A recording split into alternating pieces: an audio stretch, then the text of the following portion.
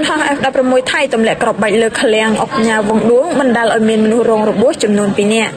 ករណីកងកម្លាំងយោធាថៃបន្តឈ្លានពានមកលើដែនអធិបតេយ្យកម្ពុជានៅព្រឹកថ្ងៃទី18ខែធ្នូនេះដោយបានប្រើប្រាស់យន្តហោះចម្បាំង F16 ទម្លាក់គ្រាប់បែក3គ្រាប់មកលើឃ្លាំងមួយកន្លែងនៅក្រុងប៉ោយប៉ែត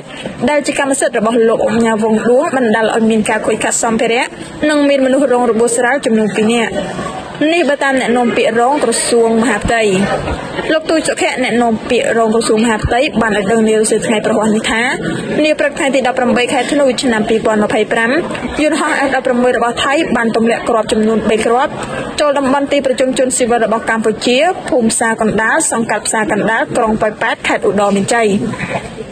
បណ្ដាលឲ្យមានការខូចខាតអគារមួយខ្នងដំបូលឃ្លាំងអុកញ៉ាវងដួងផ្នែកខាងត្បូងសម្ភារៈមួយចំនួនទៀតនិងមានអ្នករងរបួសស្រាលចំនួន2នាក់គិតមកដល់ថ្ងៃទី18ខែធ្នូឆ្នាំ2025ដែលជាថ្ងៃទី12ហើយដែលភាគីថៃនៅតែបន្តរំលោភបំពានលើបទឆុកបាញ់និងសេចក្តីថ្លែងការណ៍រួមស្តីពីកិច្ចព្រមព្រៀងសន្តិភាពរវាងកម្ពុជានិងថៃដែលភាគីកម្ពុជានិងភាគីថៃបានចុះហត្ថលេខាកាលពីថ្ងៃទី26ខែតុលាឆ្នាំ2025នៅថ្ងៃទី18ខែធ្នូនេះយោធាថៃបានប្រើប្រាស់យន្តហោះចម្បាំង F16 ទម្លាក់គ្រាប់បែកក្នុងភូមិសាស្ត្រភ្នំខ្មោចនាវេលាម៉ោង 9:51 នាទីនិងម៉ោង 10:17 នាទីយោធាថៃបានប្រើប្រាស់យន្តហោះចម្បាំង F16 ទម្លាក់គ្រាប់បែកក្នុងភូមិសាស្ត្រពាក់ស្បែកខេត្តព្រះវិហារ